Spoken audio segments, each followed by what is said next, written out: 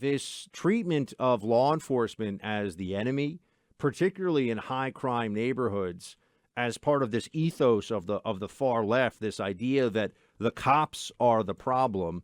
This is the inversion of reality. This results in a 30% increase in homicides nationwide, and a lot more people going to funerals for teenagers and little kids and people in their 20s who are being murdered at completely horrific rates in cities like Chicago and Minneapolis and many others now.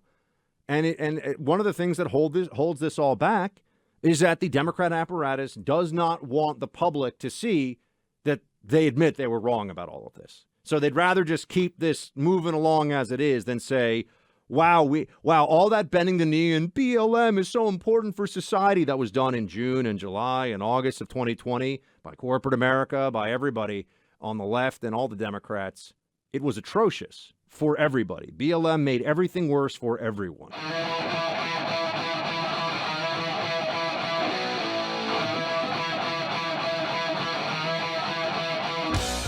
I think as one of the top 3 issues in the country, driving sentiment for voters and pushing people to consider not just the Biden administration, but the Democrat approach, the Democrat platform to have been disastrously wrong-headed, and that might be a far too kind way of putting it, is on the issue of crime and on what has been done to this country. Not just about defunding the police. Defund police was one of many symptoms of the anti-law enforcement, anti-law and order left. There are progressive prosecutors. There's the ending of mass incarceration legislation, no cash bail, all of these things. In the state of California, a district attorney, who hopefully will lose his job soon, Clay, Gascon, who decided that he could override the 3 strikes law that his own state legislator passed because he felt like it. All of this attitude of legalizing criminality, of being a friend to the criminals and ignoring the victims in our society, this has led to deterioration all across the country. And I bring you now the story out of Minneapolis over the weekend, where you had an individual named Tekle Sundberg, who was standing outside an apartment building over the weekend on Saturday, and he shot multiple rounds into a woman's apartment. She was home. Her name is Arabella Foss Yarborough. She was home with her 2 children when bullets are going right through her window from someone standing right there. It's not like it was an errant bullet from a mile away. He's shooting into her apartment, misses her and her children. There's then a multi-hour standoff with law enforcement. Tekle Sundberg refuses, despite the entreaties of law enforcement and his own father, to come down from a ledge and to stop being a threat, a lethal threat to the people around him.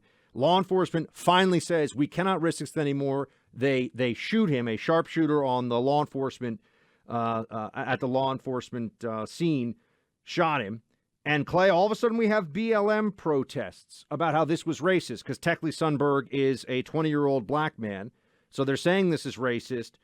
It doesn't appear to be racist to the woman who confronted the BLM protesters, however. Here she is, as she's telling everybody that she almost had her life taken away. That man was armed. George Floyd was not armed.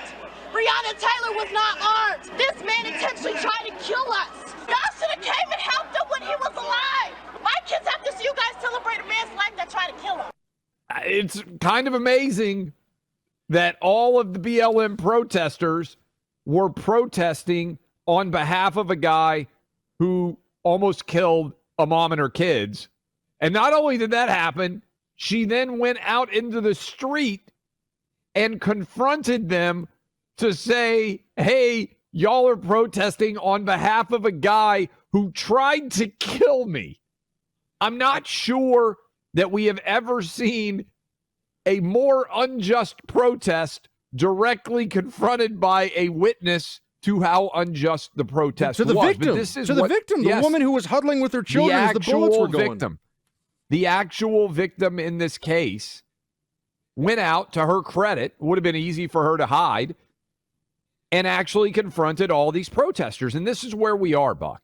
This is where we are. There is such a desperate demand for victims that the number of victims is not supplying the need for the anger and the angst on behalf of the protesters. This happened in New York City last summer, Buck, when, do you remember there was a big fight outside of a restaurant in New York City because that was when New York City was requiring vaccine proof. And then they tried to accuse the Asian woman working the front counter at the restaurant in New York City of being racist, and BLM started to protest outside of the restaurant. And they said, wait a minute, you can see it on the video.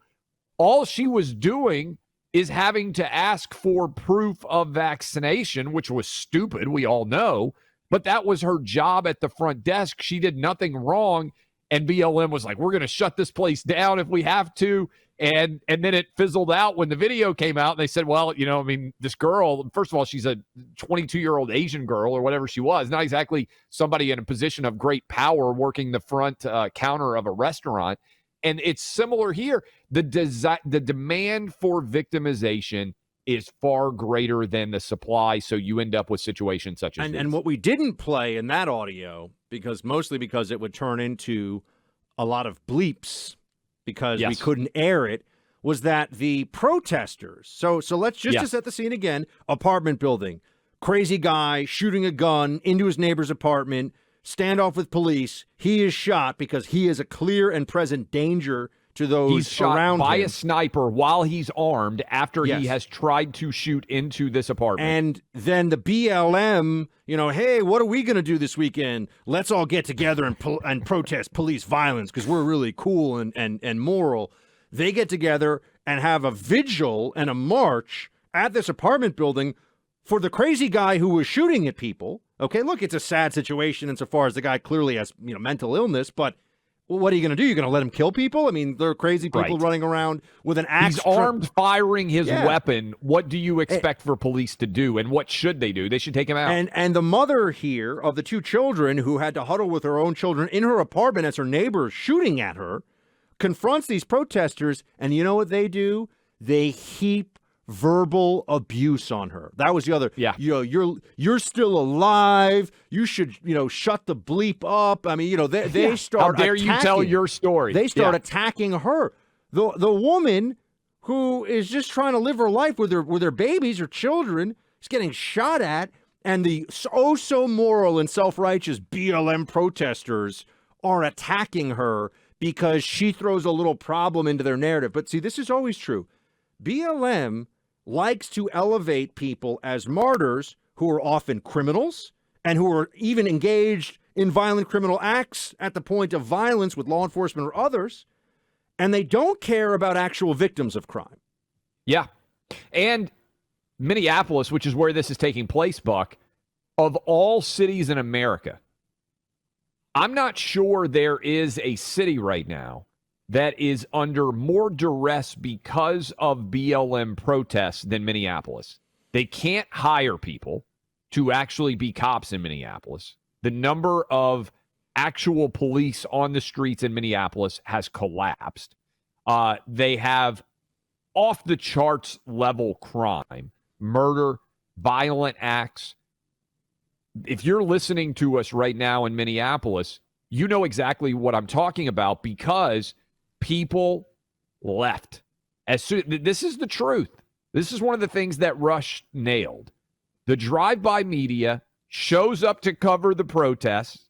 They don't stay in any way to cover the consequences of the protest because the media is not there anymore. And they don't see how unsafe Minneapolis is. They don't see all the police deciding to resign and retire rather than continue to work. And they don't cover the victims of the massive increase in violence, who are overwhelmingly, guess what? Black and inner city residents who no longer have the police to help protect them, and the media doesn't care about their story anymore. And the same thing for these BLM protesters who show up protesting this guy who was trying to kill people that the police took out, making tensions even greater inside the community. I believe the video we showed, Buck, we talked about of the little kid who was throwing punches. Remember the toddler? That was Minneapolis too. The culture of rot that has taken root in many of our cities, but particularly places like Minneapolis, is so bad that you're creating the situations for more interactions of violence between police and the people they're trying to protect in the years ahead. Local police come from the communities that they police. They're actually people's neighbors who happen to have a gun and a badge and a job to do. But this treatment of law enforcement as the enemy, particularly in high crime neighborhoods, as part of this ethos of the far left, this idea that the cops are the problem, this is the inversion of reality.